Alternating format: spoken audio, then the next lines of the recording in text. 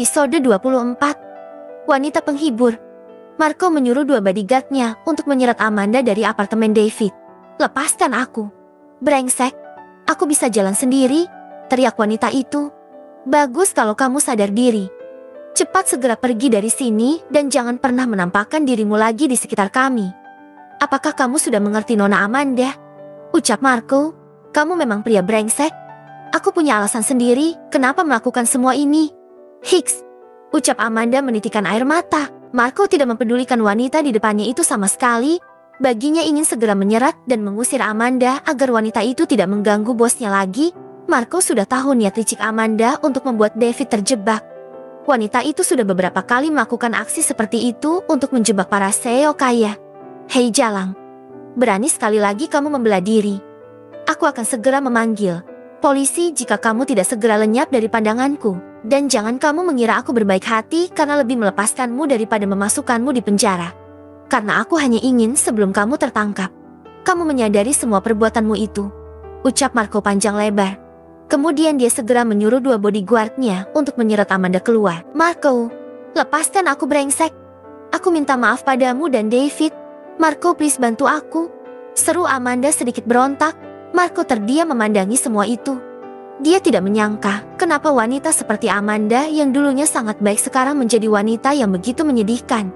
2 tahun berlalu, kehidupan David dan Stella berjalan dengan diwarnai bumbu-bumbu percintaan yang selalu mereka terapkan agar hubungan mereka selalu bahagia.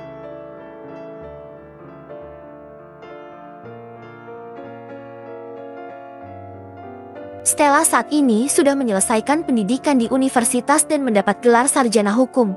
Itu memang jurusan yang sangat disukai oleh gadis itu.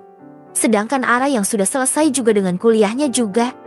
Dia ingin mengambil gelar master di London, Inggris, dengan jurusan manajemen bisnis. Rencananya Ara akan menyusul kakak pertama mereka yang bernama Alvan. Kalian masih ingatkan dengan Alvan Abraham Austen? Ya, dan tentu saja hal itu membuat Stella agak iri dengan Ara. Karena dia akan menyusul kakak mereka satu-satunya itu. "Ara, aku pasti akan merindukanmu," ucap Stella sebelum Ara naik ke dalam pesawat. "Aku juga lah.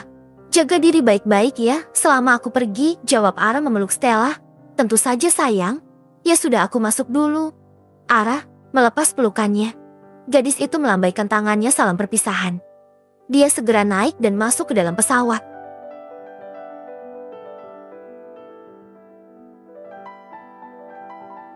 Stella menangis ketika saudarinya itu pergi meninggalkannya. Sebenarnya dia sangat ingin sekali menyusul Alvan ke London bersama Air. Tapi David tidak akan mengizinkan.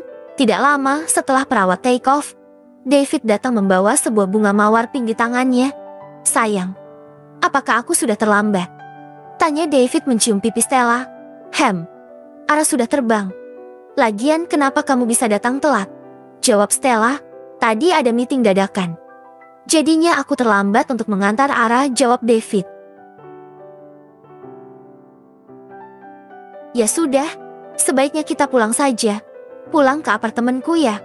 Aku mau memberimu kejutan," ucap David.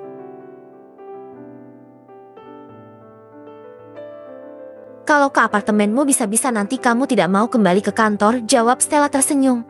"Tentu saja, aku memang berencana untuk tidak kembali. Aku hanya ingin bermesraan denganmu sayang," ucap David merangkul pinggang Stella. "Awas, jangan dekat-dekat dasar mesum," teriak Stella mendorong David. Pria itu hanya tersenyum melihat tingkat kekasihnya itu. Stella masuk ke dalam mobil David dengan cemberut. Dia masih merasa kesal karena tidak diizinkan untuk pergi ke London walau hanya liburan saja. David juga segera duduk di belakang kemudi. Dia melihat sang kekasih yang masih bad mood itu. "Sayang, aku berjanji padamu kalau kita sudah menikah, aku akan mengajakmu berbulan madu di London. Dan kita bisa menemui Alvan dan Ara di sana," ucap David. "Benarkah? Tapi rencanaku menikah masih lama. Mungkin sekitar 2 tahun lagi," jawab Stella.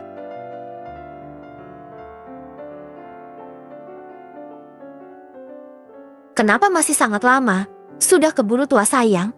Sekarang usiaku sudah 30 tahun. Kalau 2 tahun lagi, jadi nanti aku menikah di usia 32 tahun.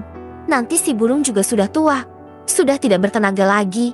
Mana belum pernah dia merasakan sarang hangatnya yang sempit itu, ucap David. Stella melotot mendengar ucapan mesum kekasihnya itu. Aduh, jangan cubit di situ sayang. Mending di sini, ujar David menunjukkan ke tempat yang dibicarakan tadi. Stella semakin geram dengan tingkah David. Dia mencubit lengan pria itu berkali-kali. Siapa juga yang mau mendengar omongan konyolmu itu, Om David? Bukankah semakin tua burungmu akan semakin gagah? Ops, ucap Stella keceplosan. Kenapa sekarang dia ikutan ngomongin hal itu? Sepertinya isi kepala mereka sudah mengarah ke hal-hal yang menjurus seperti itu. Maklum saja, meskipun mereka bersama sudah sangat lama dan sering tidur seranjang bersama, tapi untuk urusan begituan memang mereka belum pernah melakukannya. Bukannya David bisa menahan selama ini. Karena itu memang keinginan dari Stella bahwa dia harus bisa menahan diri sebelum pernikahan. Bersambung.